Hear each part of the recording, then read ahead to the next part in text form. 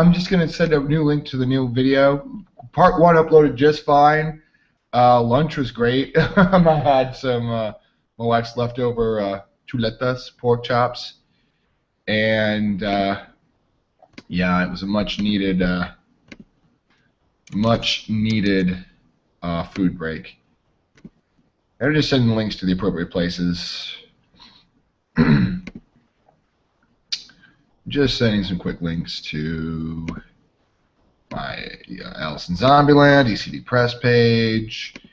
Sending the new link on live over at Digital Webbing. So Facebook should have all that updated.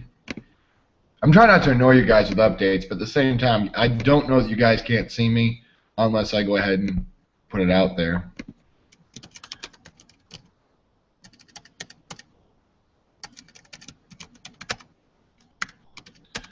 So I gotta send it out there, otherwise I don't get any attention. It sounds kind of self-serving, doesn't it? I won't get any attention unless I send it out. But the truth, well, I just mean that I won't be able to. You guys won't know I'm here. On a side note, while I was on lunch, listening to some music and pulled up my Twitter just to see if anybody had commented anything. And the cool thing was actually Marcio Takara was talking about the kind of paper he uses. And I suspected he did not use Bristol, and he doesn't. He uses this Paris paper. It's on his Tumblr. Marcio Takara's Takara. He's an awesome guy. I met him in Heroes Con. He's got a weird sense of humor, but he's a pretty good guy. But yeah, Marcio Takara. And people were like, what kind of paper do you use? Do you ink all your stuff traditionally? And he's like, yeah, I ink all traditionally, and he shared the kind of paper he uses. Which, again, I suspected it was it sounds like some kind of, I haven't looked it up, but it sounds like some kind of like marker paper. It's called Paris Bleed Proof, something or other. And I didn't think he uses Bristol. Bristol responds differently to the brush, and his brushwork is very flowing lines. And this is the size he uses, the quad zero, the 000. And I don't find it to respond very well to the Bristol. That's why I suspected he didn't work with Bristol, because it's like, it doesn't respond the same for me as for him. Now, granted, every artist is going to have a different response with the tools that they use, but just from what I was saying, I'm like, that is not the response of a regular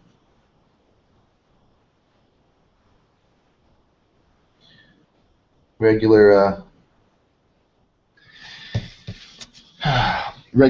regular Bristol paper.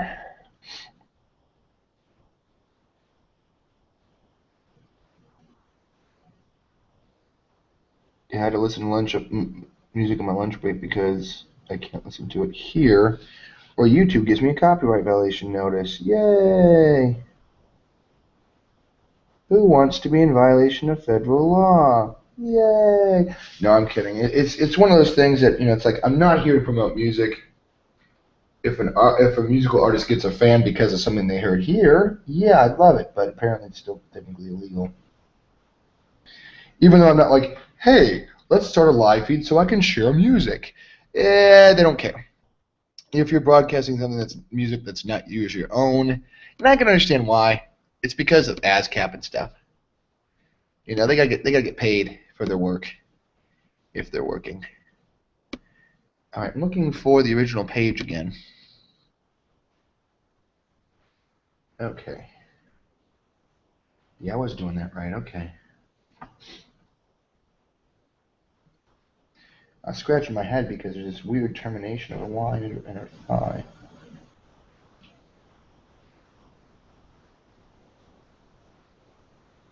And I wasn't sure if I was buying it. I'm like, where does the line go? Does it just stop short? I think it's supposed to just designate, hey, look, this is where there's a crease in Catwoman's crotch where all the fabric comes together so it can bend for when she moves. I just wasn't sure what he was trying to describe there. If he was trying to describe a bubble in the fabric where it puckered because of her leg obviously bending in, or if it was just some kind of like, oh, oops, I didn't finish the line. It looks like he was trying to just describe like where it comes in. So that's why I'm going to leave it that way. All right. Let me start doing her knee pad. The knee pad's kind of geometric, but it also, I can tell what Yarden kind of inked it kind of wobbly. I mean, penciled it kind of wobbly too. So he doesn't want it to be 100%. I can tell he doesn't want it to be 100%. It's like this molded, plasticky looking thing. So he doesn't want it to be 100% like geometric.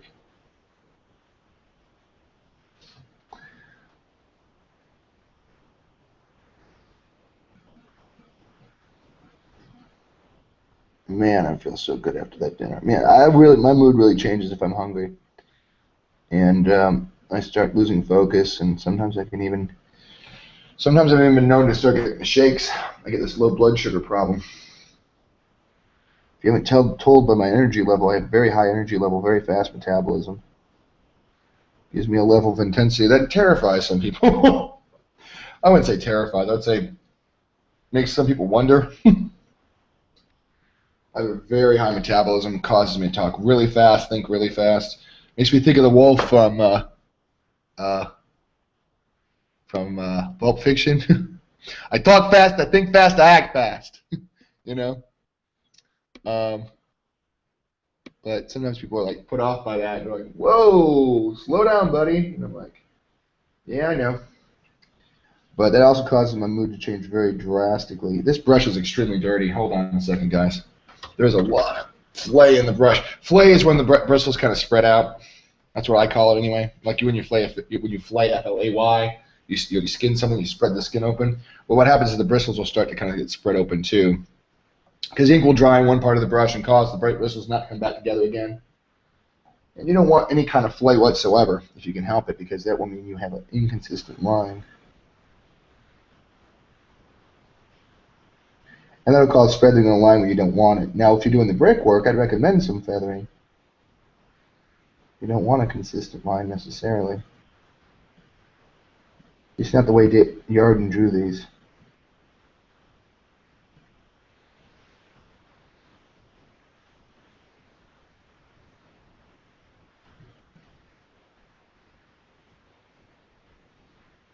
So excited. I'm excited because I almost got this knee pad done. I might bolden up some of the lines. I like a nice bolder outline on the outside, you know, an Art Nouveau kind of styling, but I get that from Adam Hughes. But I mean, it's kind of cool because Art Nouveau had the bold outline before comic books really became prevalent. Because Art Nouveau is kind of about the design. As much as Art Deco is more about the design than realism. Because right around the turn of the century, if I remember my art history correctly, traditional drawn art started becoming less about realism. We didn't need to do realism anymore. Artists didn't need to paint somebody's portrait. They could sit in front of a camera and get it portrayed and get like a real, because I mean you couldn't capture a real image until photography came up. Then when photography came up and captured the realism, people started saying, okay, now that photography's got that handled, we don't have to portray something 100% realistic anymore. So people started doing more emotive paintings as far as portraiture goes. You know, portraits that portray the inner character of the person rather than necessarily an outside representation of who they are. But there's never not going to be a market for a portrait that's less realistic and more emotive. Because there's been well-documented proof of one of my favorite portrait artists, John Singer Sargent. He painted everybody exactly how they were. But he also found a truth that the camera couldn't capture. By that I mean, if you pull up his portraiture, you'll clearly see from the photographs we have of a lot of his sitters that have survived, because I mean, he painted in the 1800s when photography started just coming in. If you look at Singer Sargent's portraits, they clearly portray the person without a flaw. I mean, it looks exactly like the person because we have photographs of the people he painted in some cases. But at the same time, there's a glamour that comes through in his portraits that doesn't come through in the photographs. He painted some very plain-looking people, just saying. But in his hands, in his ability to pose the actual person, in his ability to find the setting, to costume, to pose, he captured an inner beauty that a camera with a less skilled photographer wouldn't have been able to find. There's a lot of portrait photography that captures what the person looks like. It doesn't capture who they are. And that's what the good thing about art was about the advent of photography, because it freed artists from having to portray a fingerprint kind of method of making someone, you didn't have to capture their fingerprint anymore because their identity was already captured in the photograph.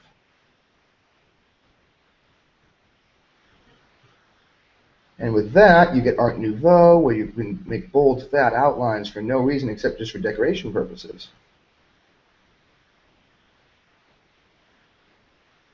So you didn't have to say, oh, gee whiz, that doesn't have a big fat outline on it, because it doesn't matter anymore. You can capture that in the photograph. And then you could do whatever you want with the art. So then it became more about decoration and design than about realism. And that's when we started, artists got freedom to explore more about what looks good, not what looks real. So you get these big, thick, fat, bold outlines with Art Nouveau, which have carried over. I don't know if it carries over directly or if Adam Hughes was just lucky enough to see the connection. But his art is extremely Art Nouveau, and yet it's also very comic booky, so he bridges the gap perfectly. If you've seen any of his illustrations, he's hyper realistic. I mean, for a comic book art, they're very realistic. I mean, his Dr. Manhattan run for DC last year, it looked like Norman Rockwell illustrations. And it's a comic book interior. One of the saddest things I have to say about that whole run was the advertisements ruined it for me. Because he created a mood, the colorist colored his pages absolutely marvelously beautiful. Then you turn the page and get this bright, primary colored advertisement for some Justice League book or something, and you're like, there goes that moment. I'll give you a good example. As a child, Osterman's family fled the Nazis because Osterman was a Jew, and you get this wonderful sequence in snow-covered Europe. Beautiful, frosty-looking pages. I mean, it puts you right in the snow, and you turn the page, and bam, 2-page spread of Justice League. And you're like, and then you go turn the page again, you're back in the crystalline blues and whites of Adam Hughes, and I can't remember the colorist's name. But it was like, it took you right out of the action, because they had to put a big fat ad right in the middle of one of the most emotional sequences in the book. And you're like, come on, people. I understand you're pushing your next product, but couldn't you wait a minute? It's a bit like interrupting your favorite movie by putting a trailer in the middle of it. You know, you start the trailers at the beginning of the movie. You don't put them in the middle of it and ruin the most dramatic part. That's essentially what they did. And that's what I hate about modern comic books. When it comes to the print versions, they'll just slap an ad right in the middle of the book, and it's like, come on, you just ruined all this stuff the artist and the writer, all that they were working up to. You distracted from it for the sake of the dollar. And that's where it's good to get the anthologies, though, because the anthologies will have ads for other anthologies at the beginning or at the end, and not in the middle. And I guess I should have waited for the published anthology version before I bought it. Oh well. Live and learn.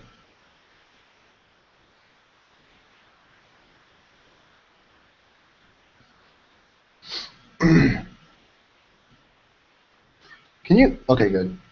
Sometimes I'm wondering if you're seeing me or if my big fat head's blocking everything. I'm just glad to be done with Catwoman's one leg. Look at the lines I did on that. It was ridiculous.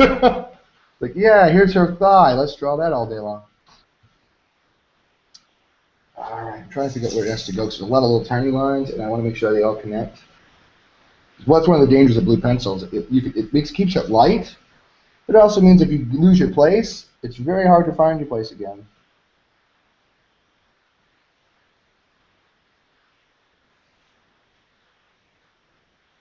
Without some level of great difficulty. Okay, oh, that's Catwoman's finger, so let's keep that in very carefully now.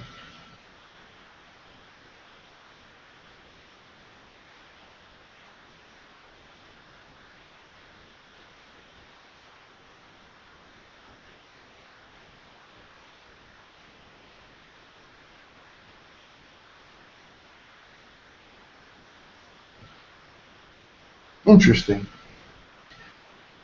I've got pretty good control with my brush today, which I'm very happy for, because the other day I wasn't having, on Friday, I had to kind of switch to black magic ink for a while because my brush was like, nah, wasn't letting me do little tiny lines, and I think it's probably because I was using the triple zero, which I don't know. It doesn't respond, like I said, it doesn't respond to the Bristol, but this little number 2 brush does respond pretty well.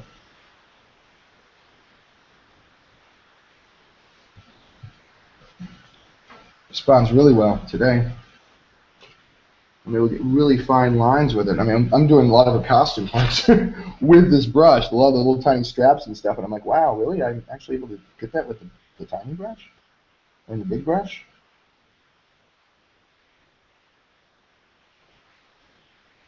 I mean, you'd like to think you could, because, I mean, again, Rachel Dodson, she uses this brush for most everything of Terry Dodson's. Not exclusively, but a huge portion of it.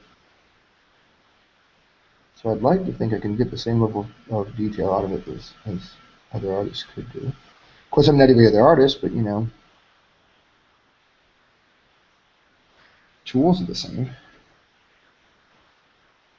Every once in a while, you see an artist that pushes the tool so far, and you're like, wow, how do they do that? Like when an airbrush artist can kind of make something look so realistic, you're like, wow, that's a photograph. Oh, no, wait, that's a painting. Like when they do those hyper-realistic portraits. There's a guy that lives here in South Carolina. Speaking of airbrushing, his name's Drew Blair. Saw him on the cover of an airbrush magazine. Like, holy cow! Like I was like, okay, this is. I saw the cover and I thought, okay, this is somebody that's doing a photo retouch of a photograph. No, it's a portrait he did. You can do some ridiculously realistic stuff with airbrush. You can do it with regular paint too.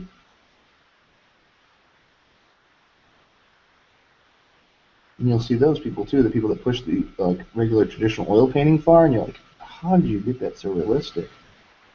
Paul McCormick. I couldn't remember his first name for a second. Paul McCormick does these amazing watercolors and oil portraits that are hyper realistic.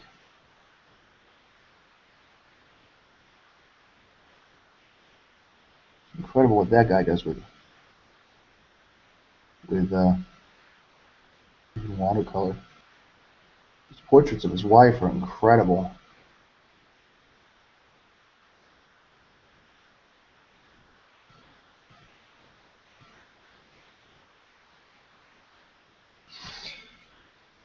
Amazing how much of the costume I got done. I was kind of loathing about doing the costume. Like, oh, I'm not sure I'm going to be able to do this with the brush. And I've done most of it with the brush already.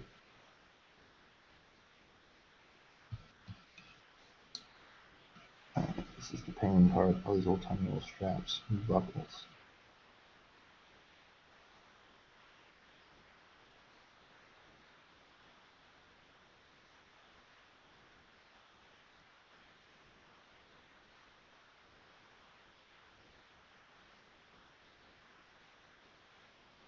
Kind of look at a good reference image of her buckle.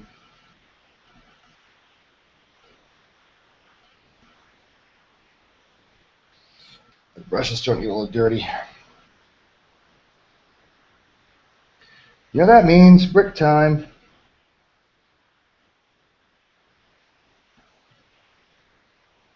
Yeah, it's starting to get dirty enough for the bricks down here again. Yay, good.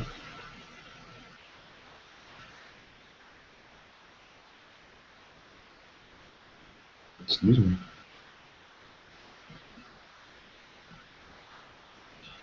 Yeah, for those of you that tuned in last time, sorry about the loss of the audio and the live uplink. That happened because I listened to the radio and YouTube recognized the audio songs I was playing. I couldn't even name the tracks it was playing. I mean, I recognized what it was from. Like, oh, that's from Indiana Jones. Oh, that's from Johnny Cash. YouTube identified it faster than I could even think of the track names and blocked the audio in the upload. So I made it a silent movie for a while.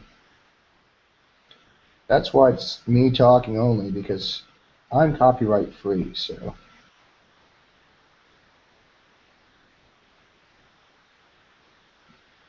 Nice. Alright. Trying to lose any kind of black areas I can go ahead and get handled. I don't like to waste ink if I don't have to, but you know.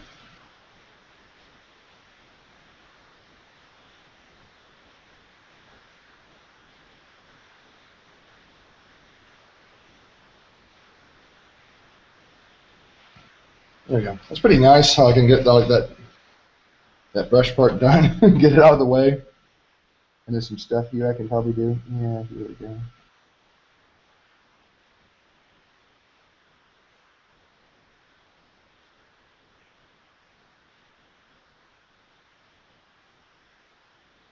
That's the one cool thing about doing converting brush into pencil. There's things you can do with a brush you just can't do with a pencil. And you can tell that's what the pencil is trying to do. He's like, oh, I'm trying to get that neat effect you can do with a brush you just can't do with a pencil. But the whole time you're like, yeah, I know. I do that, not you. You know? You just can't do it. And it just looks so much better in brushwork anyway.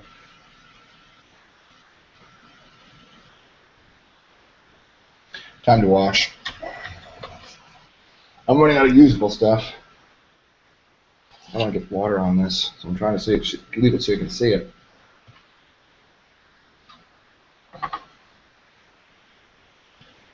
That's one thing I noticed too. I didn't understand cleaning the brush was essential until I really watched David Yardens' actual YouTube page. And even though it's sped up, you see him going to the ink like every 20 seconds, so it equates to about every 2 minutes or so, because it's like super fast.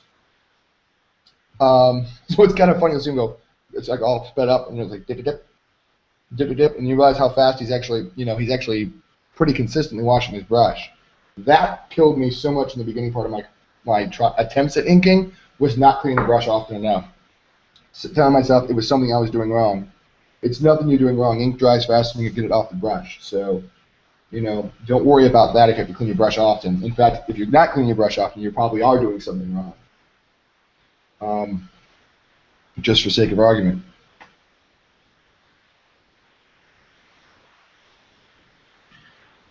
Where am I? Okay, I was going to do this. That's right.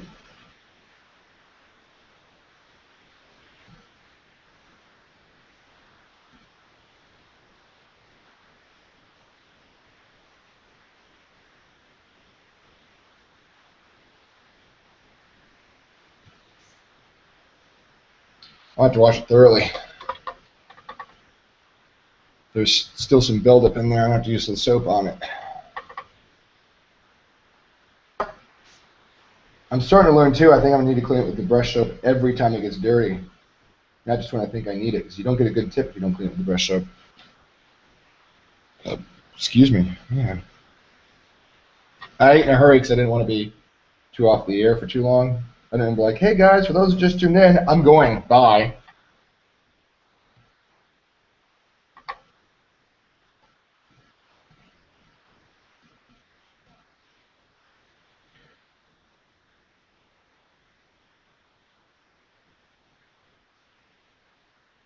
By the way, I see there's two guys that keep coming in and out. I don't know if you're here now and I just don't see you, or if there's other people that I just don't see either. But if you are here and I don't see you, hi. Not trying to ignore, as you know, just trying to work. And like I said, right now I'm seeing viewers equals 0. That doesn't mean you're not watching, it just means I don't see you. I don't know how, I'm still trying to trial and error YouTube. I have no idea how it works. So if you're here and I'm saying, oh, I have 0 viewers, it's not that I'm ignoring you, it's that you don't show up. And that might be just the magic of YouTube. Anyway, clean brush. Getting the wonderful point that I wanted in the first place. Always, always, always clean your brush to get a nice point. Always, always, always. You can't make up a good point. It's either there or it isn't.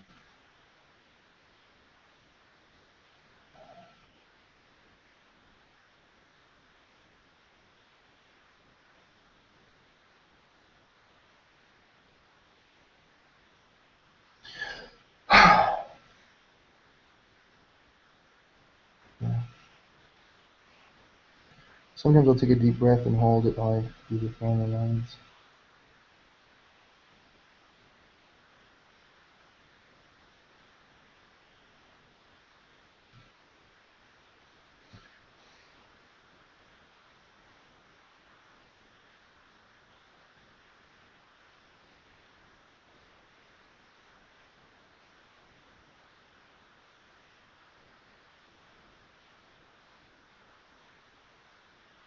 And again, the other thing is I'm not doing this for viewers. I sent it out there just because I think it might be entertaining for some people to watch and learn. Plus, I like if people are able to communicate with me, if it's a friend of mine, hey, I'd love to talk to you in the middle of this. I don't mind. You're not disturbing me at all. That's why I put the links up here. If I didn't want to be disturbed, I'd just click on a camera and let it run without me responding to it.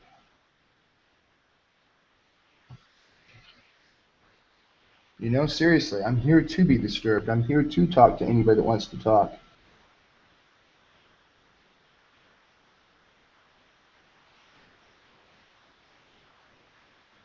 I think some people are afraid, oh, I don't want to disturb you. You're not disturbing me. If I didn't want to be disturbed, I wouldn't be live on YouTube. Seriously. You're not disturbing me. What would disturb me was, hey, I can make you $15,000 a day. All you have to do is click on my link. That would be disturbing. That will get you banned. I will ban you.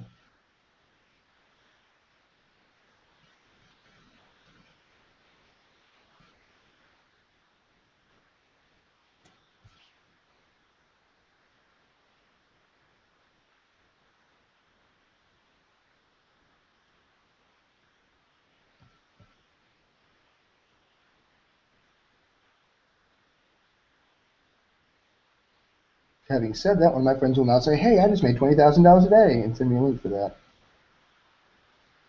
Which would be hilarious. But yeah, so don't think you're disturbing me. If you have a question, you want to type it, please do. Ask me any type of questions. Not that I'm a leading expert on anything. All I have is experience and knowledge that I've read. I'm willing to share that knowledge for a small fee. No, I'm just kidding. for free, of course. Again, if I didn't mean to share it for free, why am I on YouTube broadcasting live to the world? Why would I share the links? I enjoy helping people. I don't enjoy giving charity per se. Like if somebody comes up and says, hey, I need $100, I might be like, oh yeah, I enjoy helping people. Here's $100. But if a friend came to me and needed help, I would help them as much as I could.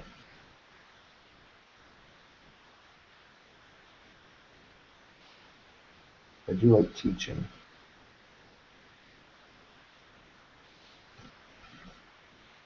I do enjoy teaching and instructing. I was always the guy in the classroom during lab saying, hey, I can help with that after the class is over with.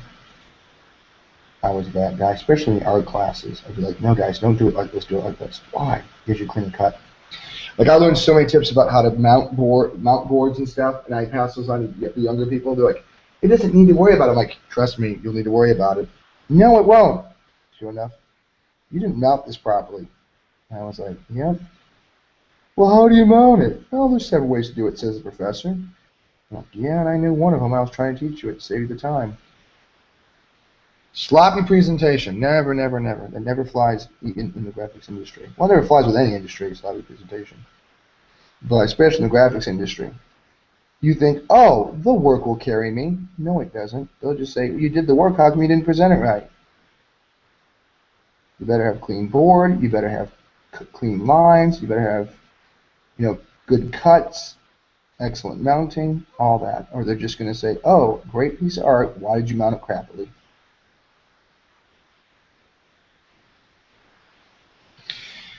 I don't know if it'll get one person that has bad out of job, but it certainly won't keep a good. It certainly will keep a good one from getting any more new positions. They'll just say, well, if you don't care about your work now, why am I going to give you the contract?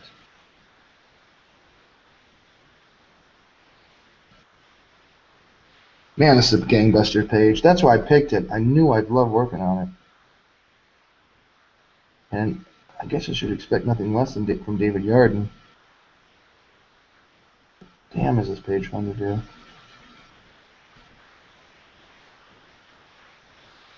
There's a lot of things that encourage brushwork. There really is. like Catwoman's ear, it's just shaped just right with this brush. I mean, I don't even have to do anything. I just have to sit there, flip it around. Oh, it's just such a gorgeous page to work on. I'm kind of nerding out on this. Oops, a little shaky line on that. My hands are quivering now. That's okay. I can even it now.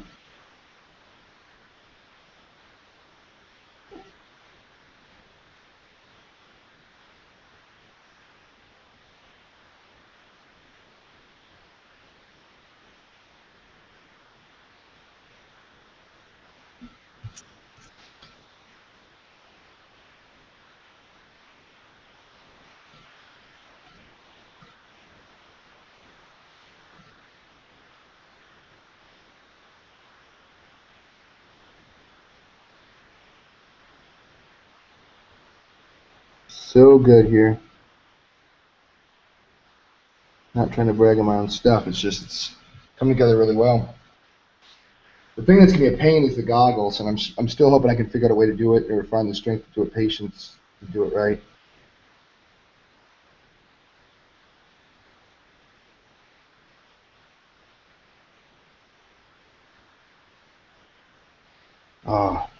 A well-designed page just looks beautiful when you got ink on it, and this is a well-designed page. The balance of where the blacks are and the lights are, it's just really, it just has so much impact.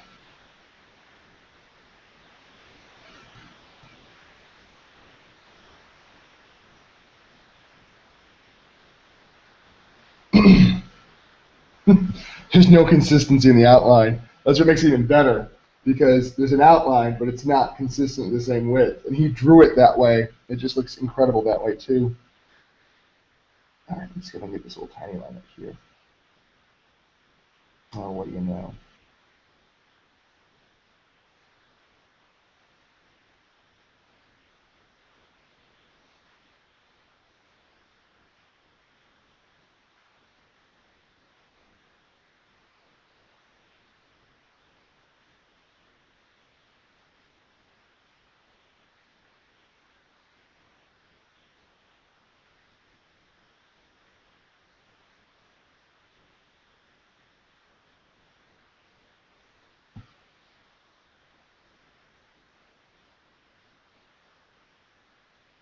Got a lot of the goggles already kind of done.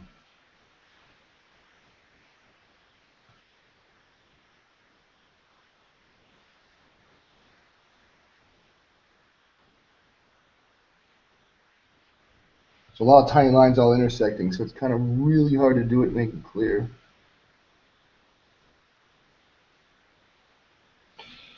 But I did it. I did some of it. While the brush is starting to get a little dirty, I'm going to work on our hair some, because it's not going to matter if it's a little cracked, crumbly on our hair.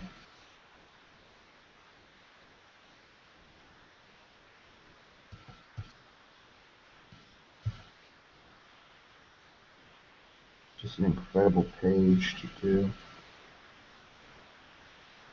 Hey, there we go. I mean, look at how good that looks. I'm not trying to brag on my own stuff, but I mean that's just an incredible thing to work on. Rinse it out. I don't know if I need to do a full cleaning on this. We'll see.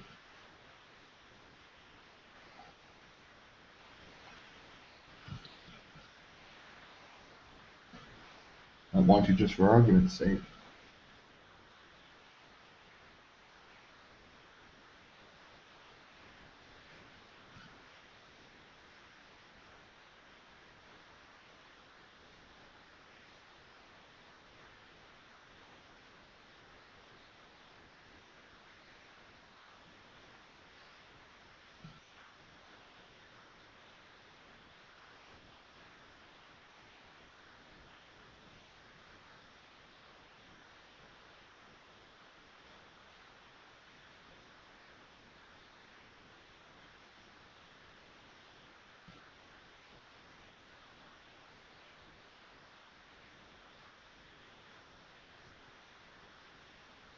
Yeah, I think I'm gonna clean my brush fully.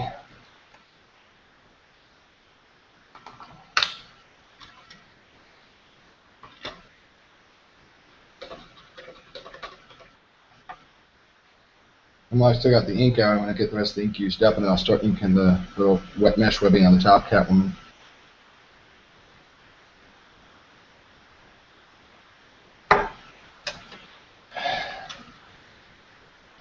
I get a lot of views at the beginning and not so much during the middle. I don't know if it's because of A, connection issues, or B, people are more interested when they see it at the beginning.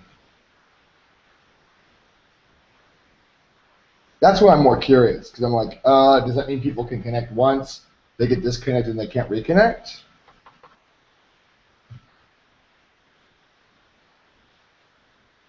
That's why I'm curious about viewership. I can't tell if it means people are trying to tune in and they just can't, or they're just not curious, or just not able to tune in. Good news is it'll be online, so if you get dropped, you can come back in later. And I'm saying that right now, knowing that people in the future could be watching this, saying that, you're watching this in whatever, like to say 2015 or something, and you're like, oh, it's 2015, and he said this in 2014. Time capsule stuff. Anyway, try and get some of the water on the brush so it doesn't make the ink all runny. Time to get Catwoman's goggles in. If I can. There's a lot of tiny little lines, so we'll see.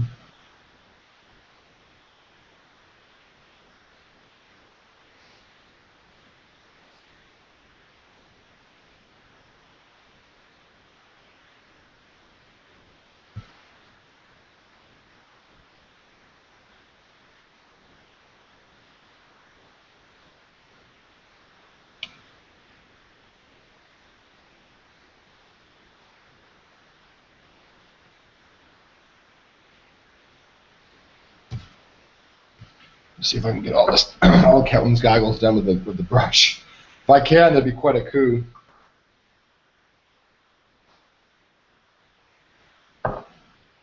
It's a tough thing to do. See, all you do is make lots of little tiny lines that look good together.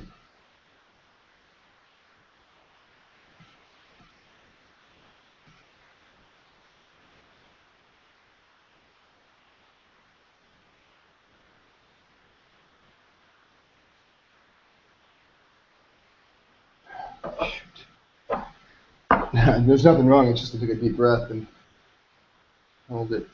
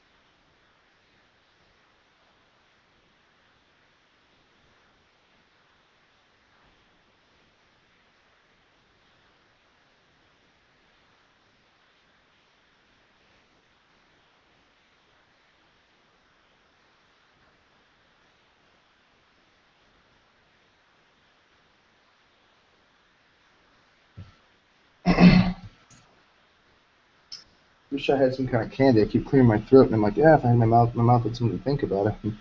Probably wouldn't be clearing my throat as much.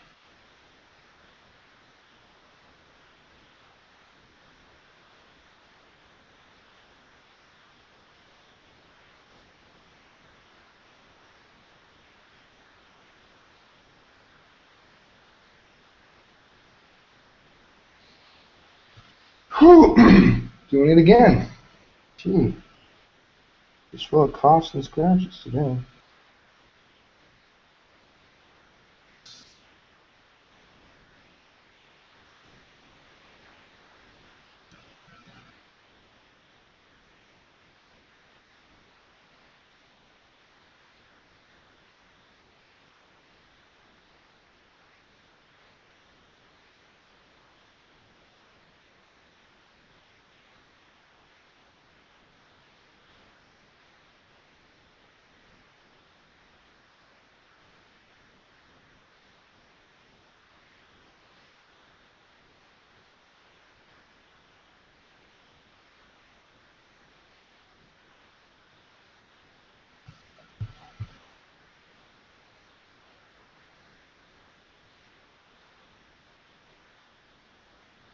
Now it's starting to flake a little bit.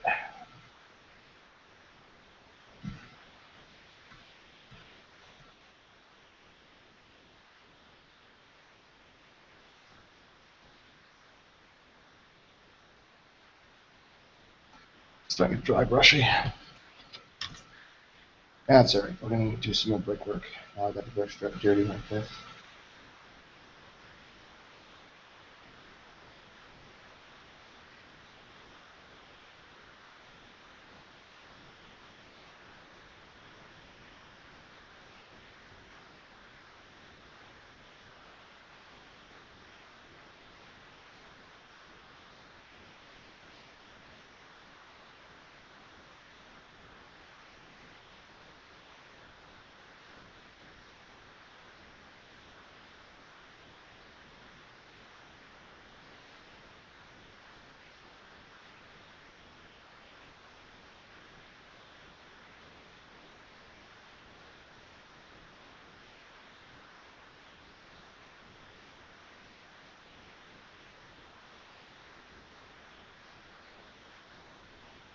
There we go. It's looking pretty good. So I'm doing a little bit of the pathway, whatever that is. Whatever that is. The road to redemption, I guess it represents, or something. Yeah, it's still got ink in it, but it's not usable ink for anything other than dry brushing.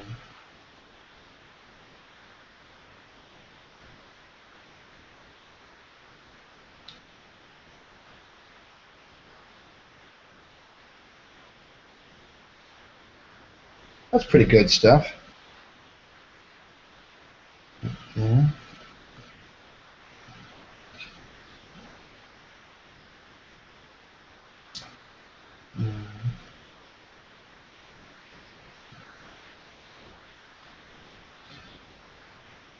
Anything more to do? I think I might put off on doing a lot more of the dry brushing until I can get soups in, so I know where to put the rest of the bricks. This is gonna be a full brush cleaning.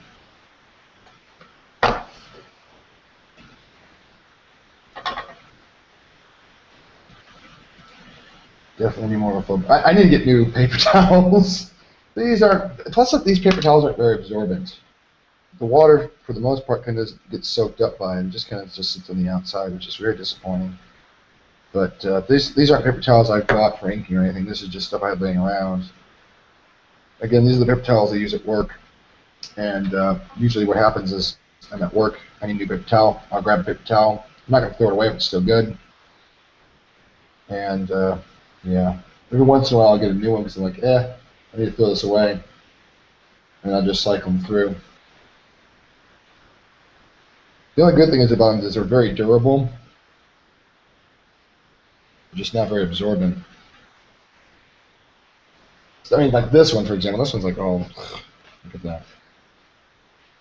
There's still some white areas where I can move around. And plus the water's dirty. I'm going to go and cycle my water out too. While we use dry and cycle it out, scoop that back so you can see what's going on. While I get fresh water.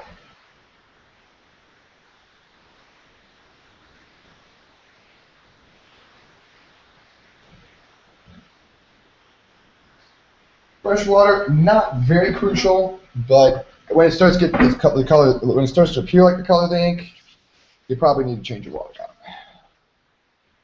You know what? I said I was going to do this, and I didn't even get set up for it. While everything's dried, I'm going to go ahead and ink the mesh lines on Kevin's thigh here. Got my trusty Micron. I'm using a number 2. I find sizes of microns to be extremely relative. By that I mean if you've used a micron a while, it may have gotten flat, and the line will be a lot more. What I'm trying to say is, microns are relative to each other, I find, but if you push them hard enough, you can get a bigger, fatter line. But if the tip's broken, you'll get a thinner line. Microns break like crazy, which is why I'm trying to switch to the the Copics. I tried some of my friends' Copics, and they were pretty good. The tips didn't want to seem like they were very brittle on me.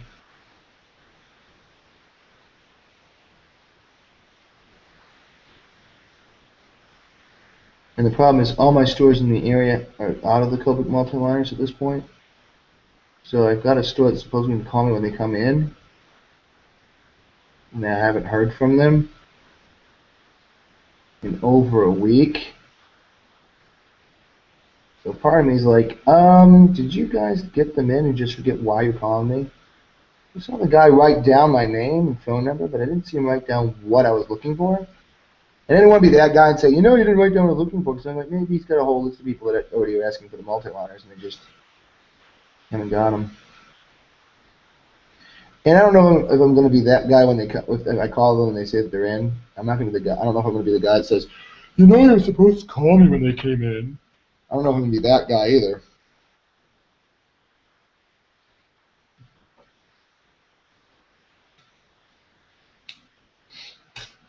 Anyway, that's the thigh. I did the one on the far side. There, the little tiny one that's up against the panel border.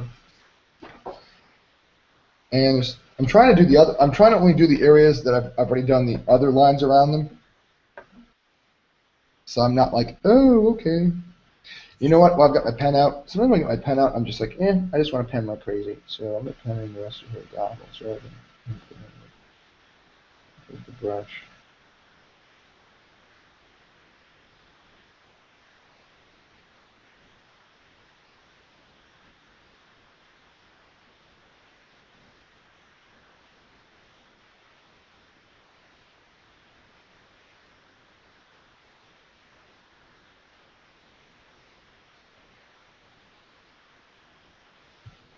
Every once in a while, I'll get bored with a tool and just like, time to use another tool.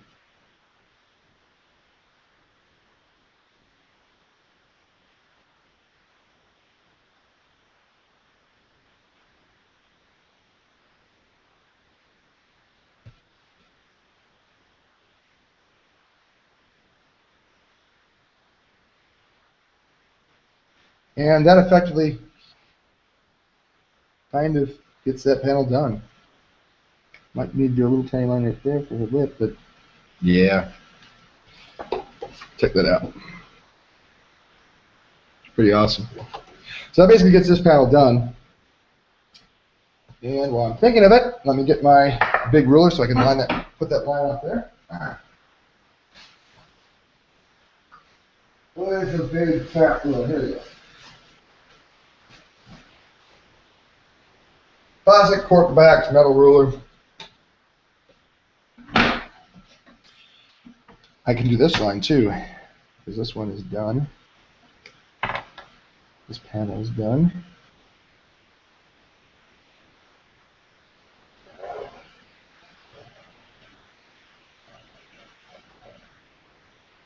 Let me get a bigger pen for this. This 2 is great for details, but it's lousy for panel borders. I would use a 5 or an 8 for that.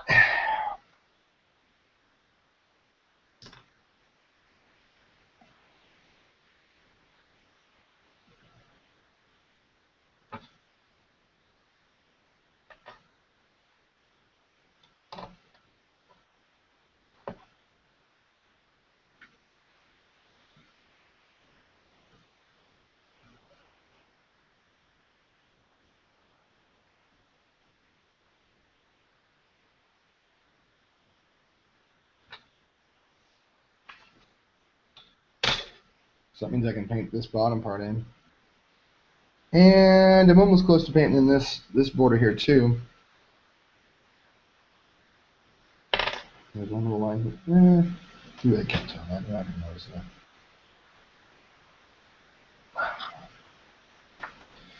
Anyway, I guess the main thing is I got to get the rest of Catwoman done up here, and then I have this panel done.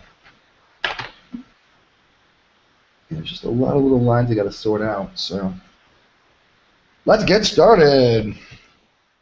Let's get started and sorting those lines out. No time like the present. I think this is going to be the hardest panel because there's all that detail on her face, and the last person that tried this page that I saw messed up her eyes. So at this juncture, let me get out my pen and do her eyes.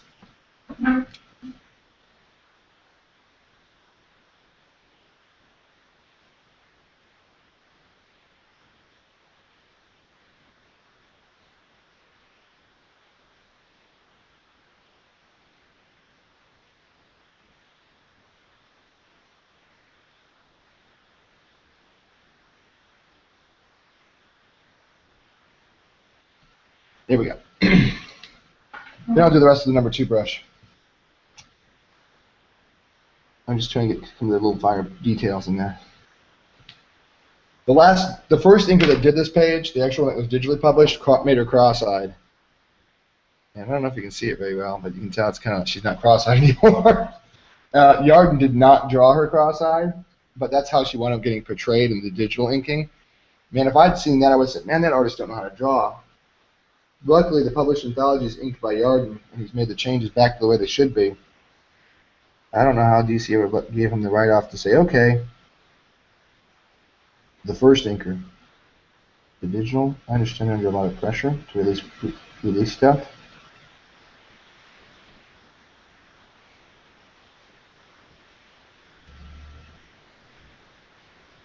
But man alive, that wasn't even ready.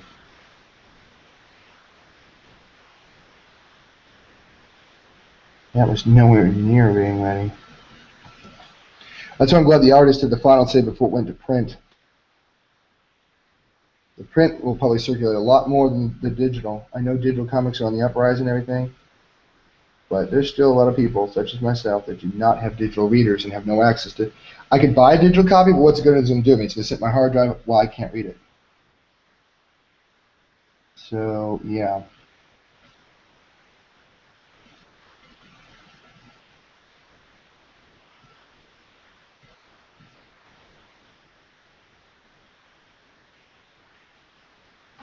So having said all that, I'm so glad the artist got the final say before it went to actual traditional print, because if I buy it, it'll be traditionally printed.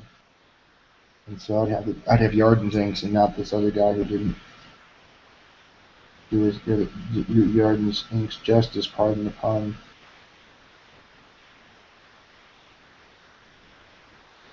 I need to get a better tip on this. I can see it's feathering.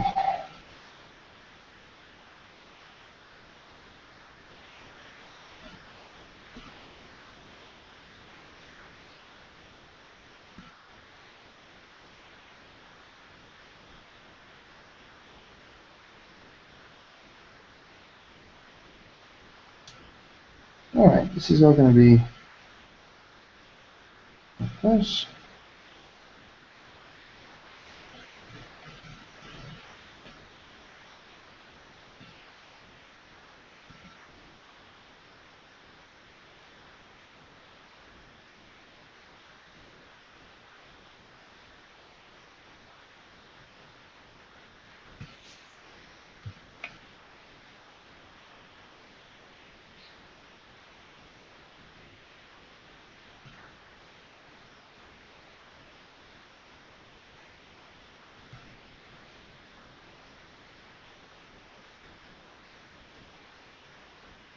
One thing I'm having real trouble doing is portraying negative space.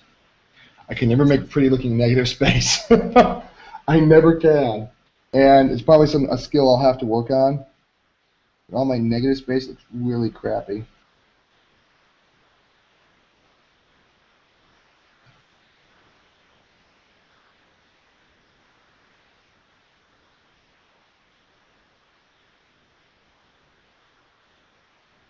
Negative space is when you draw around white space. In other words, you're not drawing a space, you're drawing the space around it. The brush feathered on me and I didn't want it to feather.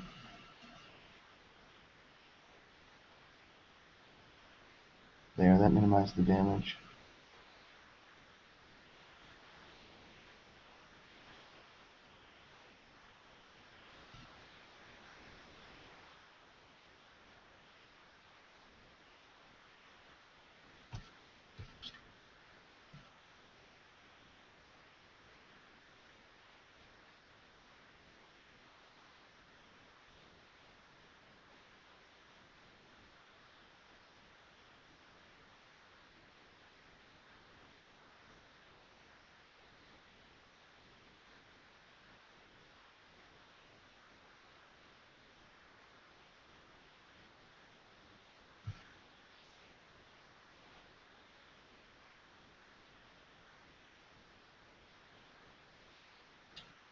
But yeah, um,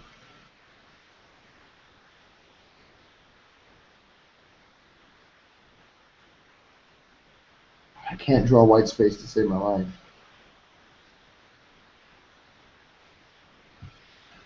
I mean, I know the concept. I just can't execute it with it making it look good.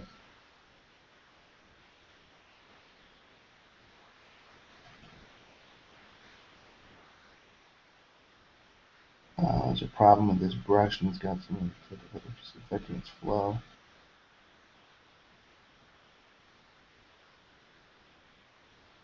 Trying to see if I can get around it.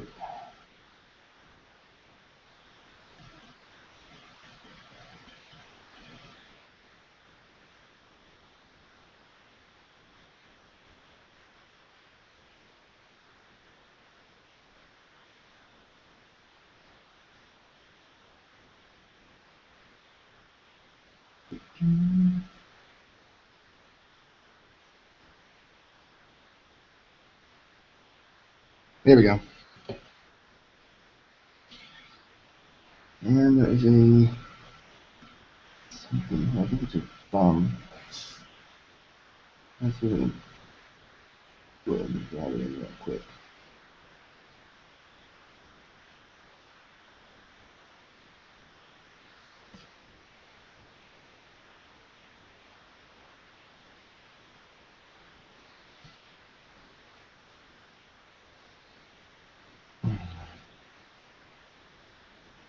I mean, there's areas that can go for black, like down here.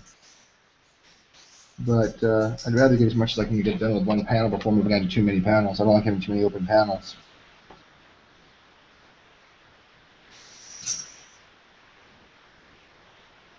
If I can help it.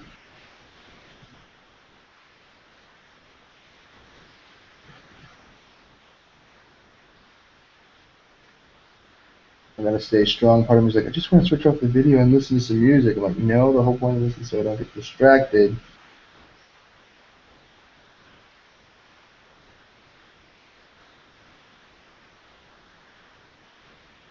But I feel it a little bit. The brush is starting to feather out a lot. It must be really dirty.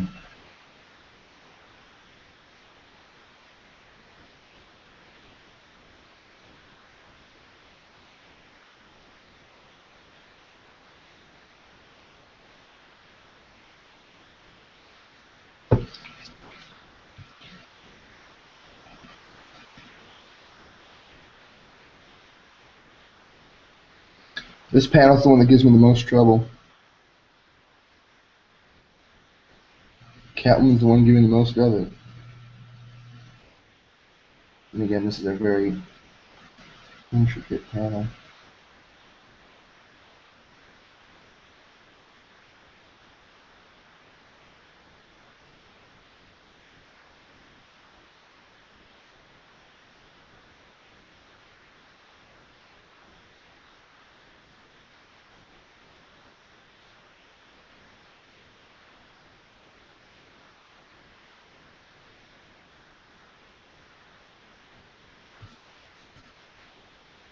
When it's done, it's going to look great, but in the meantime, it just looks like growing pains.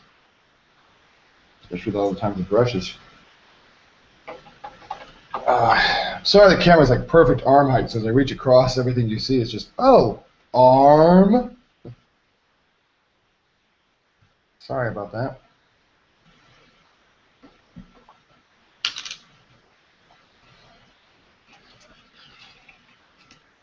Man, I'm almost done with 2 Catwoman panels.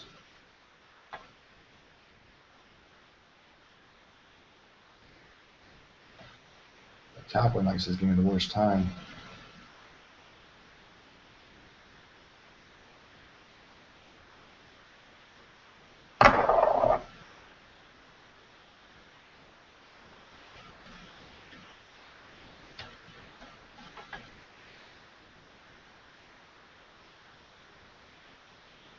On a side note, I think you probably could do everything with a Micron pen, but I think it'd be so annoying sitting there doing all these little tiny lines that you wouldn't even worth your while to do it.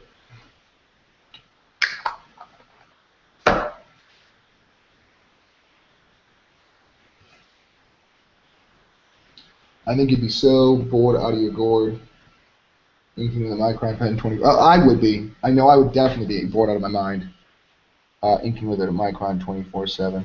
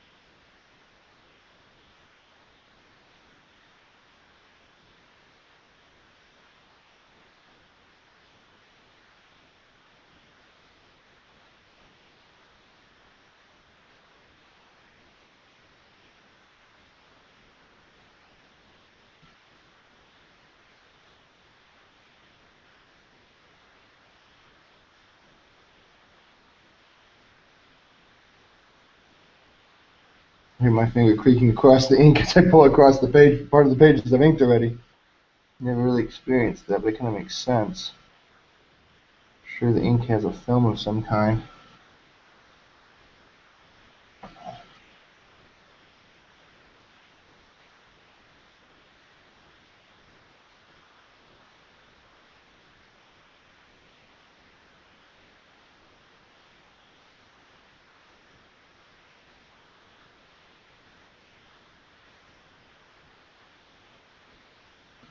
Need more ink. This ink is starting to dry out.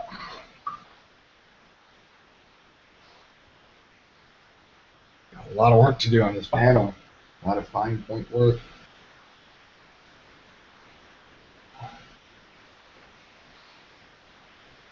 I'll stick to the mouse to get that out of the way. Well, see what I can do with this line here. Yeah, that's what I thought. The dirty ink dries out fast.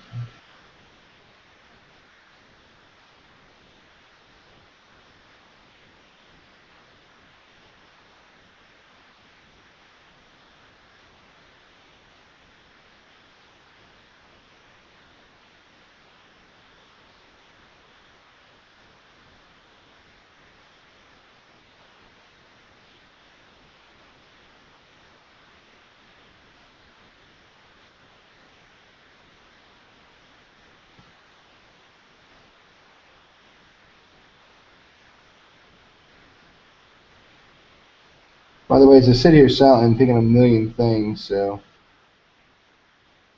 even when I'm not talking, I'm thinking a million things. None of them are relevant to say, which is why I'm not speaking.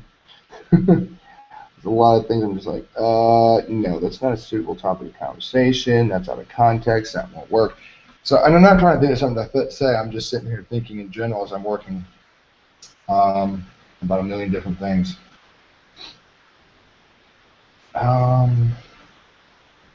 Let me try inking some of the soups. I don't know if this is the greatest idea in the world, but I just want to try it. Let's see. Yeah, this brush is already dirty already. Probably because it went into dirty ink. Dirty ink seems to make the brush dirtier faster.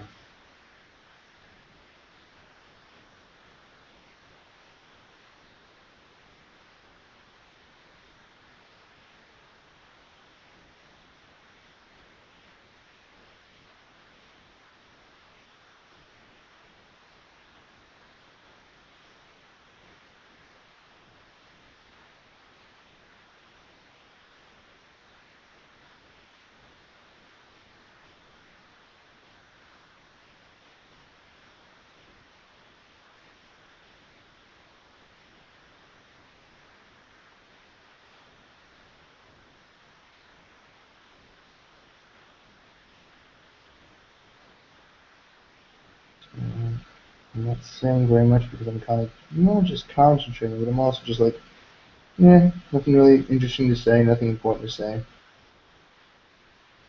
So I'm just like, no sense in filming it here with just random prattle.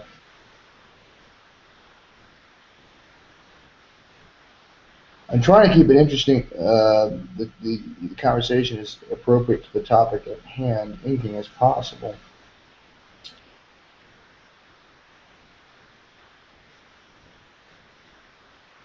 Interesting side note that I think I made note of last time I was working on this, which is it seems like the ink where the blue pencil printed is somewhat resistant to the ink, like it's resistant to India ink, printer ink, the printer ink they used anyway. Which I believe they said this is printed on a Xerox printer. So I don't know if that has any impact on it, but that seems to be the ink they must have used was some kind of Xerox-based printer.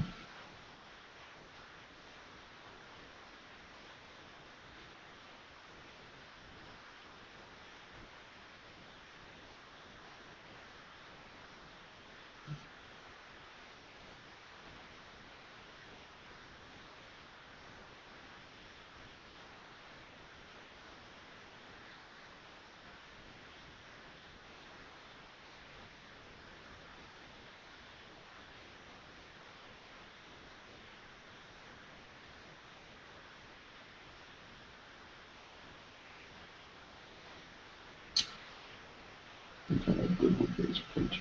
Google-based printing. I'm thinking about Google, and I'm thinking about Hangouts, and I'm thinking about printing, and I'm thinking of Google-based printers. No such thing, I don't think. Oh, the drones are coming for me today. No, it's Amazon that has drones, not Google.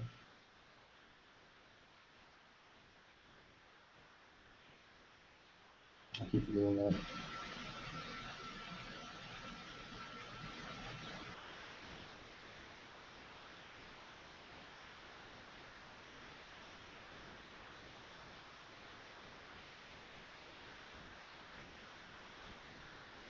That's what disturbed people most about the concept about Amazon possibly having drones. Wasn't that they did, but the fact that they why would they? And I guess they're powerful enough that they could. Wait, I guess they could. That was kind of the thought, I guess. Pull up the soups part of the page. That didn't print quite like it should have, did it?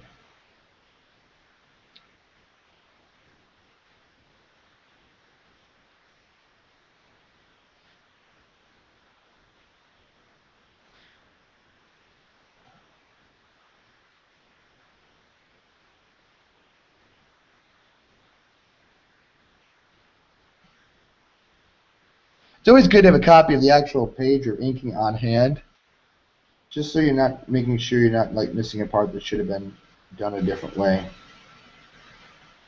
It's like a research project sometimes. You have to make sure you get your original sources handy when you do your research project.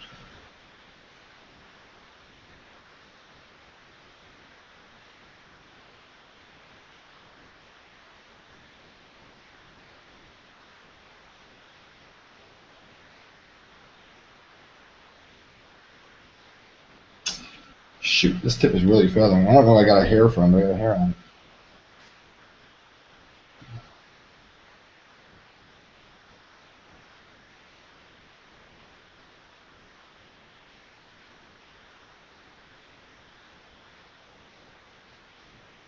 By the way, can you still see? I can't even see if you can still see. Yeah, it's on the edge of glory, but you can still see it.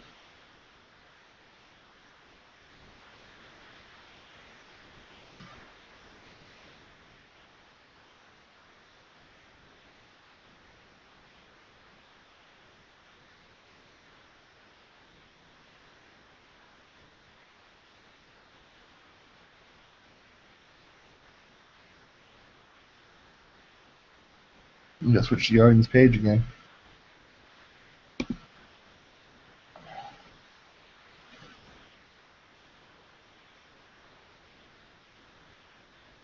I keep going back and forth between the pencil and the screen. I keep making sure everybody can see what's going on here.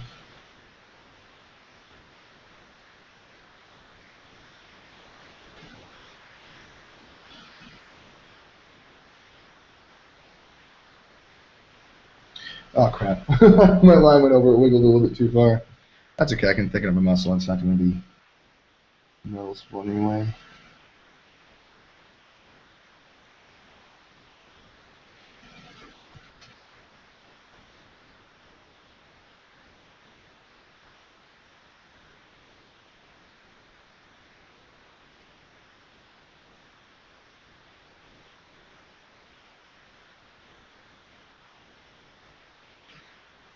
Okay, those are the muscle. I've seen 2 highlights and I wasn't sure that's what they're supposed to be, and that's exactly what they're supposed to be.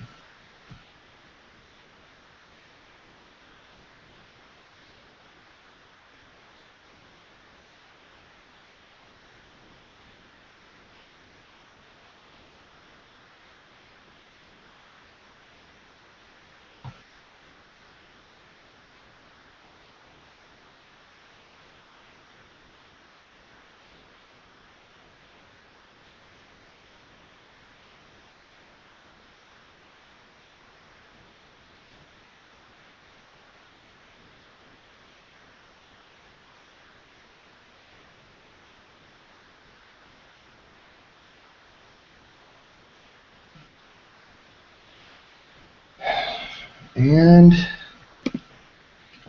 that's what I'm looking at so far as the legs, and the muscles in Superlion's leg. And this ink is getting old, and so is the brush is getting dirty. So it's like, oh, I might start looking at some bricks in a minute.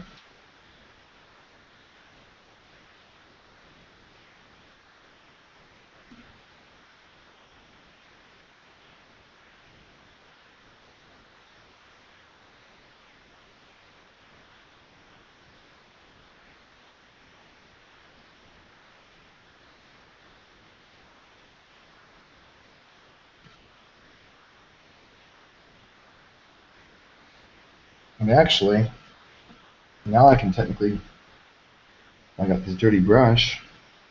I better not because I still got work to do up there.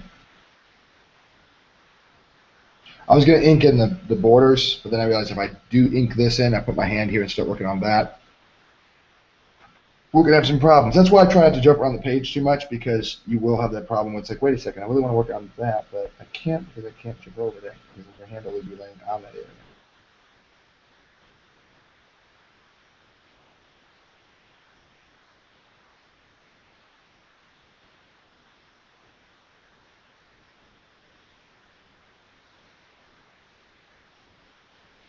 What I'm doing is I'm just trying to use the brush ink and ink some of the stuff that doesn't need to be crystal clear. Some of the stuff that's just like effect. Works better if I don't have a clean brush to do it.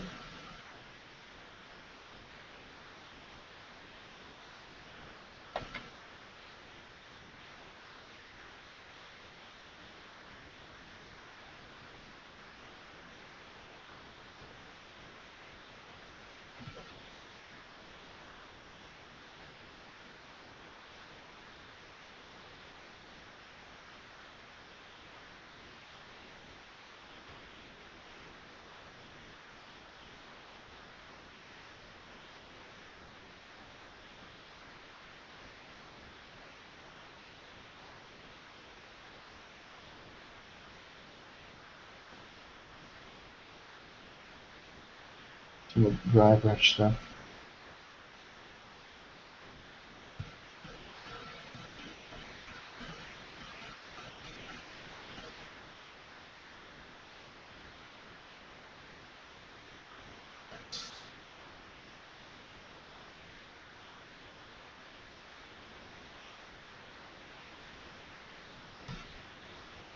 And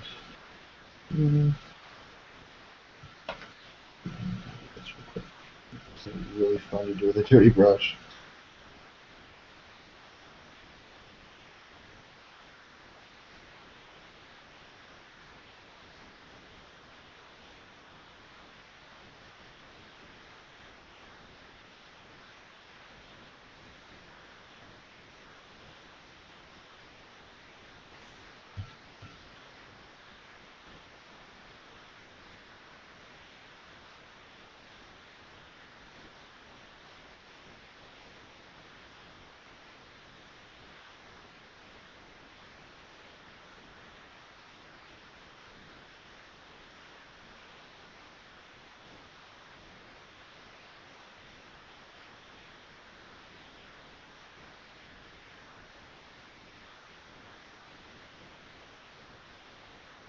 Now this is all black in here anyway, so this stuff here is going to be all black.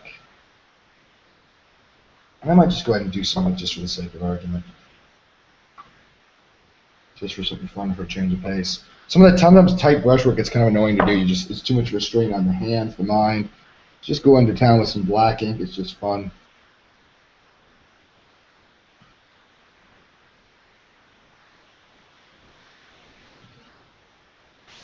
Yeah, I need some more black.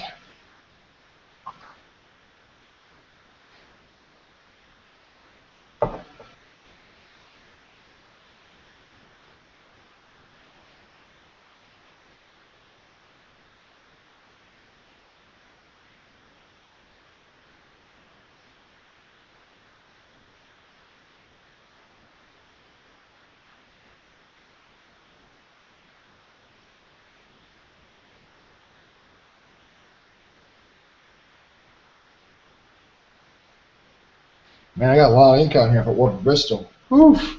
Mash out some of the brush here.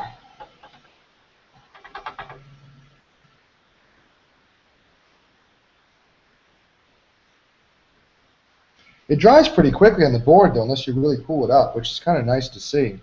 I was concerned about that. It's looking pretty good. Bubble might need to spread it out a little bit. I'm going to do a full brush wash because I want to get back into doing Catwoman so I can get this upper half done. Because once I get the details, I'm trying to see which way to angle it. No, it's better this way. Let me just hold it up. Get the details done. It's kind of sideways on there, of course, but you can see it up close. But once I get her face and the rest of her costume done, that panel's done, and I can do the borders around it. And then that half, the whole half part, I mean, up to because I got the middle panel done now.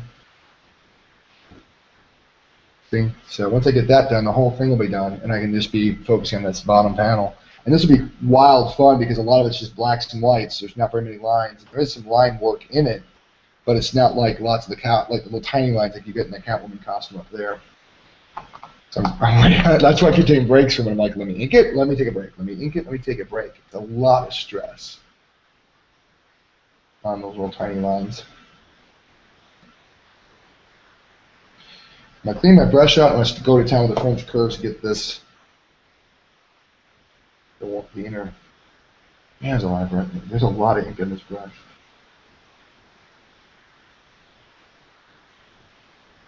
Especially back up. This part here is called the ferrule. I think ferrule, the metal part right here. And a lot of ink will get back up into that. So I'm really careful to get that cleaned out because what will happen is if you get ink dried up back in the back of it, it'll cause the. If you get a lot of ink backed up into the back of it, like back here, it'll cause the bristles up here to spread out, and you don't want that because then you won't have a good clean point. It's all about the point. Unless you're trying to get a really sloppy brush effect like you would with these bricks. It's funny, I haven't been comic book inking for very long. I've only been working with brush and ink for like the last 2.5, 3 years, but I've painted most of my adult life and some of my childhood. So brushes, fluids in brushes, stuff I grew up with, and switching to comic book inking, I forget a lot of what I'm talking about with comic book inking isn't necessarily something I've learned from being an inker. It's stuff I learned from being a painter that just carried over to being an inker. And that experience paid off a lot. Some things don't apply, like mixing colors. That doesn't apply until you get to unless you're a colorist. I've learned a lot about color theory. Incidentally, I recommend if you're going to be doing like pigments, if you're into like painting, check out a book called Yellow and Blue Don't Make Green. It is a very great book. It made me question a lot of what goes on with art. It helped me to understand what was really going on. May not apply if you're a comic book inker, excuse me. It might sort of apply though, because understanding how color works in general will help you be a better inker. I mean, colorist. Let me explain what I'm talking about. I had a painting I was working on. I was trying to get a purple. I was trying to get a brown. And the best way to get brown is to mix two opposites, two natural colors, such as like blue and orange. Green and red's a good one. Usually you take one of the best greens you can make. Best browns you can make. Is to take sap, a color called sap green. It's a very runny, oily, bleached color, but very yellowish green. And the color called alizarin crimson, which is this reddish purple. You mix them together. I forget who called it Christmas brown. I want to say it was either me, Bob Ross, or my painting instructor in class. Anyway, you take red and green, mix it together like you would Christmas. And it gives you a beautiful brown, nice rich brown color.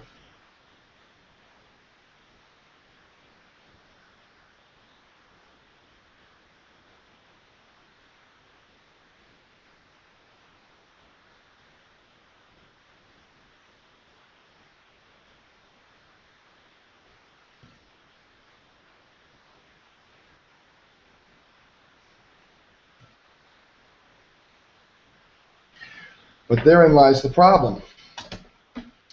You don't always have those two colors handy. You can mix any two colors, though.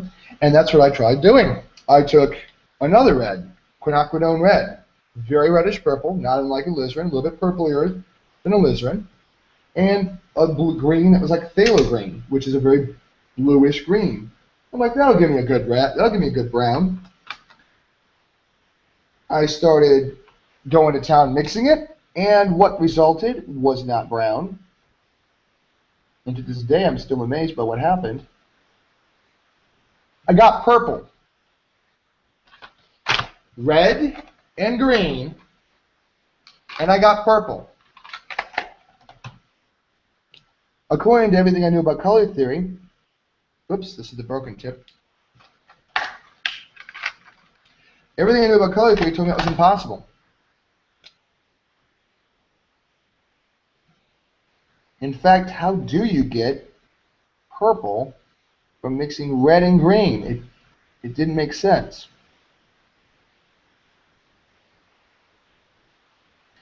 And then I read yellow and blue don't make green. And it made 100% sense. With monitors, you're dealing with additive color, RGB. With paint pigments, you're dealing with subtractive color. And in kindergarten, we're all taught, oh, yellow and blue make green, red and blue make purple, yellow, what color did I miss? Yellow and red make orange. There we go. The problem with it is if you take one red, one blue, one yellow, and you mix it together, one of those secondary colors is going to be muddy. One of them is going to be kind of right, like a kind of purple or a kind of orange, but it's going to look dull.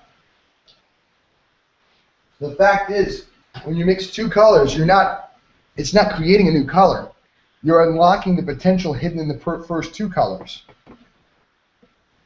And that's why I got the green. That's why I got purple from red and green, because the red I was using was a purplish red. The green I'd been using was a bluish green. So when I mixed the two together, what I got was the result of unlocking the hidden purple potential of the red and the hidden blue potential of the green that I was using.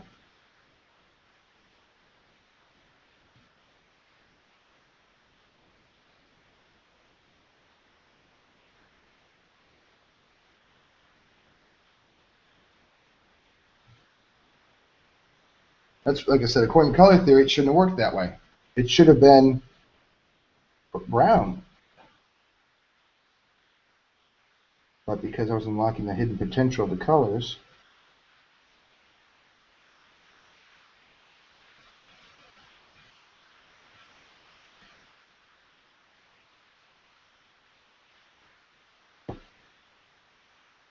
I was getting something other than. Sorry, I was hearing some weird noises.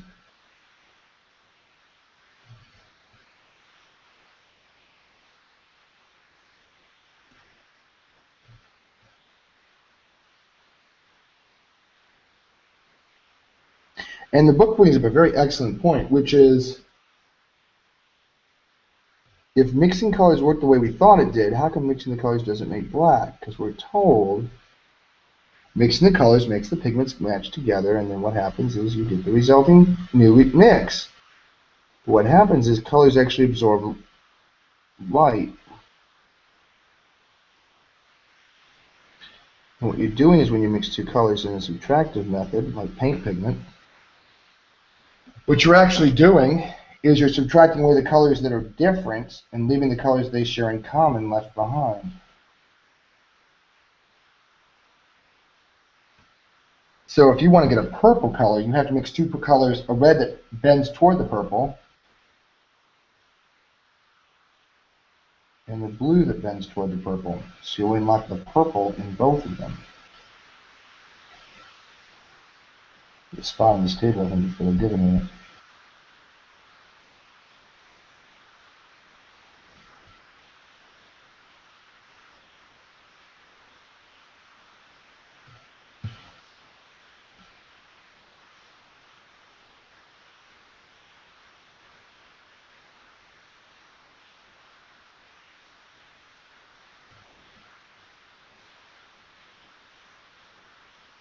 So what you're doing is you're not really actually mixing red and blue to make purple. What you're doing is you're mixing red and blue to eliminate the red and the blue from the color to unlock the hidden purple potential in it.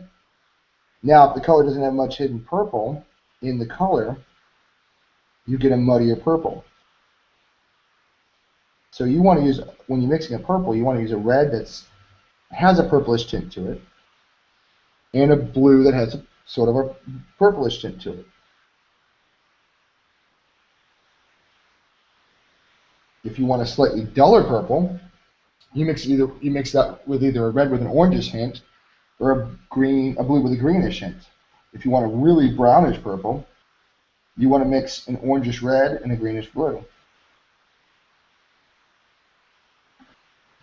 So how far you are away from the actual purple you want to mix indicates how bright or dull it is. And then it all made sense because that's explained why I was getting like dull oranges. I had to use like a tomato red and a really sunny, like a dandelion orange. If you use like a daisy, center of a daisy yellow, like lemony yellow, you won't get a good orange. And that's why, because all your life you're taught, oh, you're just mixing the two colors and they mix. No, not at all. What you're doing is you're just revealing what's hidden. And if it's not there to be hidden, then you're not going to see it.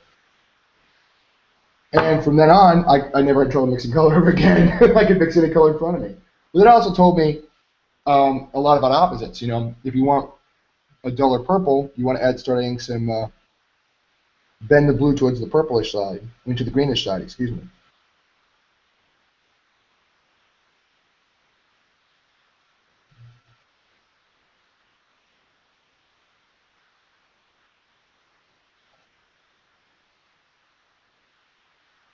And I got to the point where I can mix an acrylic paint color so closely.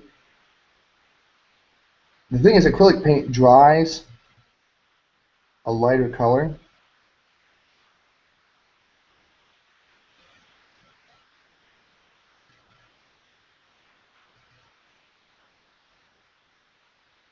I mean, a darker color. It's lighter when it's wet.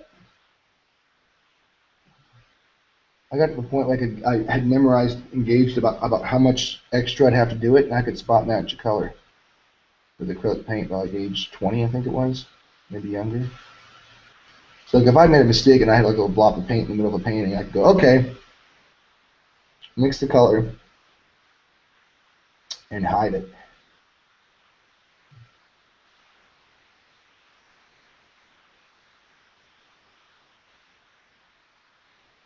And I got bored with acrylic paints because there's only so much you can do with it. Acrylics dry so much faster. Acrylics dry by, I don't know how ink dries. I'm always curious about that.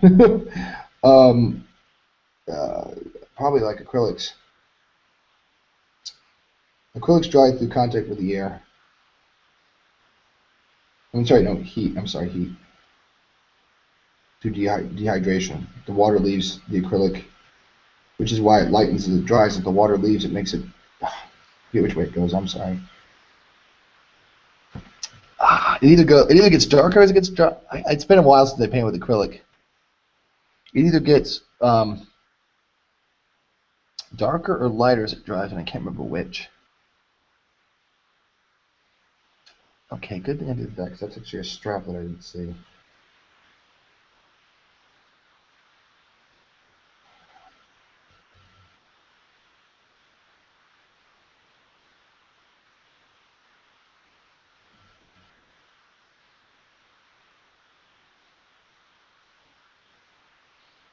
There we go.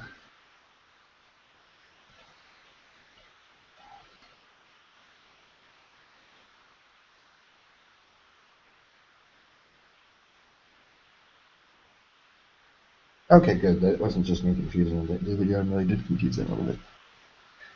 Is there little tiny lines? Yes, little tiny lines. Okay, good.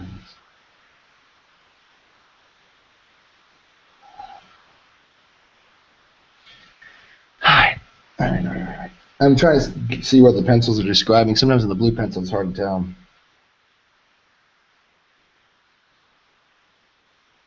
So before I start banging away and painting everything black, I want to make sure I put the white spaces in there.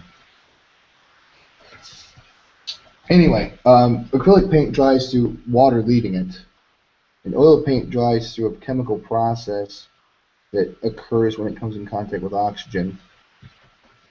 So if you put an oil paint in an oxygen-deprived environment, it may never dry, if my theory on that's correct. If I understand the processes correctly. You know, all the time my dad would be like, I'd be working on oil painting, I can't do any more on it, it's still wet. My dad would be like, well, just put it in the sun. Dad, it doesn't work that way. Well, just put it in the sun. Dad, it doesn't dry through heat. Well, it can't hurt. It's not going to help. Oil paint always dries through oxidation. Think about like tar. You know tar? Tar is out in the heat. What's it do? It just gets weepy. It just gets all melty and oily and, you know, gooey and stuff. It doesn't really get dry. Oil paint's a lot like tar. It doesn't dry by getting warm. It dries when air comes in contact with it and changes the process chemically. So I suppose if you put it in an oxygen tank, you might be able to accelerate the drying time of oil paint. And there's these oil paints that you take, like, you have to put them in an oven for them to dry. And I don't know. I've never monkeyed with those kind of chemical process kind of paints. The ones that are like, oh, this is oil. This is water-soluble oil. Never tried those. Well, I did once. I don't know. It's just I tried them. I wasn't into oil painting at the time. I tried them. I was like, okay. Moved on. Back to acrylic. Switched. When I got to oil paint, I never touched them again. Honestly, I'd rather just have the real thing. Now that I'm used to turpentine chemicals, I'm like, it's not like I'm bathing in turpentine, so I think I'm okay. That was what I was worried about, was chemical exposure. Incidentally, a friend of mine brought up a great point. Do not get odorless paint thinner. I was like, why not? The chemicals hurt your brain. Yeah, but you're breathing them in all day and there's still chemicals. The odor in the paint thinner isn't really the toxin. Of course, it's not good to smell it, but from what I understand, and he brings up a good point, it's better to smell it so you know where it is and know you need to take care of it than have odorless thinner and you could be breathing in the toxins all day long and not even know it. Kind of like a voice teacher told me once, do not suck in a lozenge if you want to have your voice. What'll happen is the lozenge will numb the pain. Your voice will still be damaged, but the lozenge will numb the pain. Sure, you'll feel great, and then you'll talk more, and you'll overextend your voice, and you'll damage it. It's better to know you got the pain, or to use the lozenge and then not talk.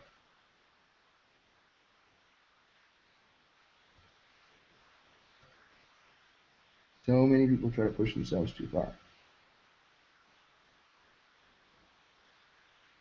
It's like the chicken, you know? They run daylight cycles on the chicken coops. Different than regular hours. They dim the lights every 12 hours. The chickens think the day is short and lay 2 eggs. It's also not healthy for them either, because what will happen is they'll usually produce less healthy eggs.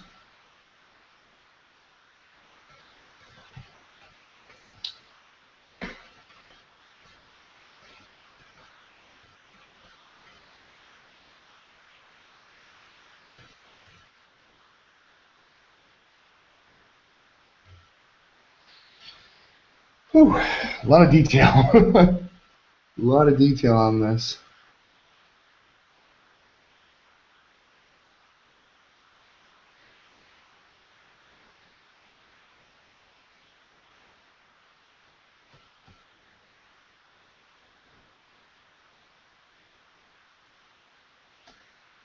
Let me put my thing. Okay, man.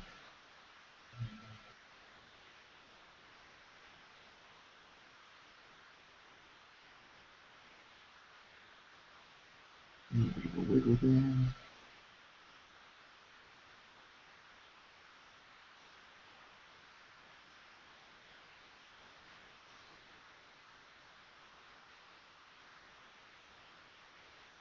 Let's see if I can get a lot of this next stuff done real quick.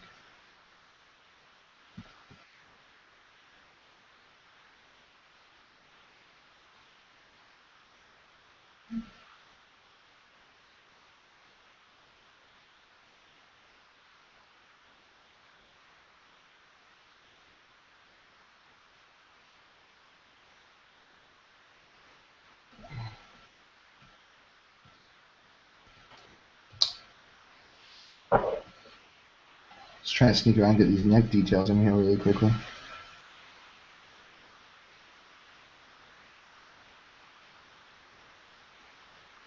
don't even know what time it is.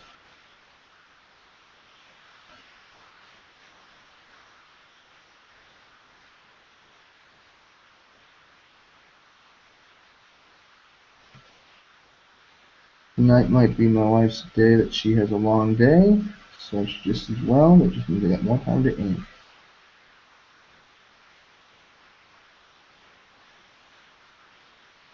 I don't like the shape of that. That's a little bit better.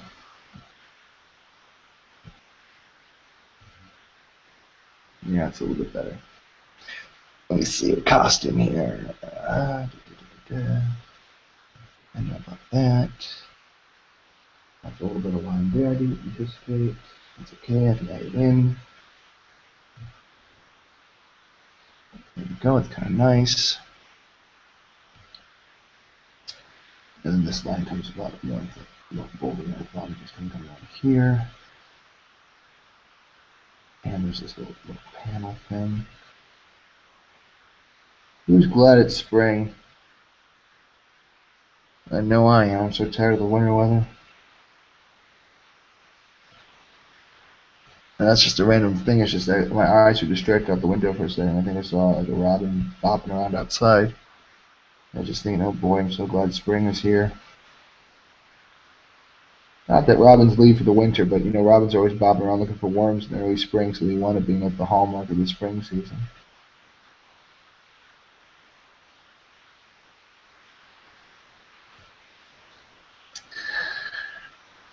Alright.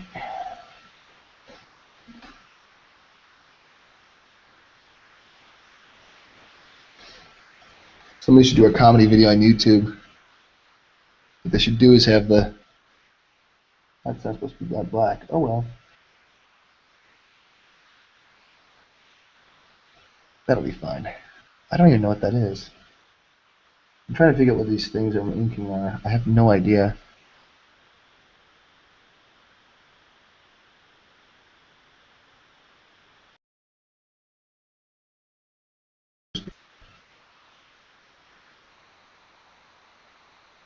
On some of the shapes here. I'm having a little trouble interpreting what in the world they're supposed to be.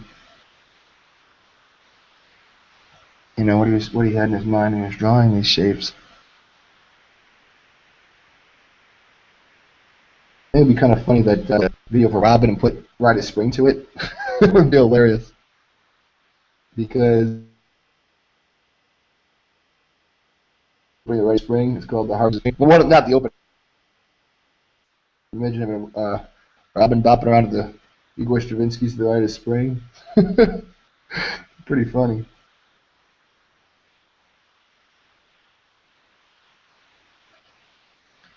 And I wish I could listen to music. It is technically a violation of copyright. What I've been meaning to do is do the research on whether there's any kind of public domain music that's doable that YouTube won't ding you for. I know what you can use, and it's boring as all get it.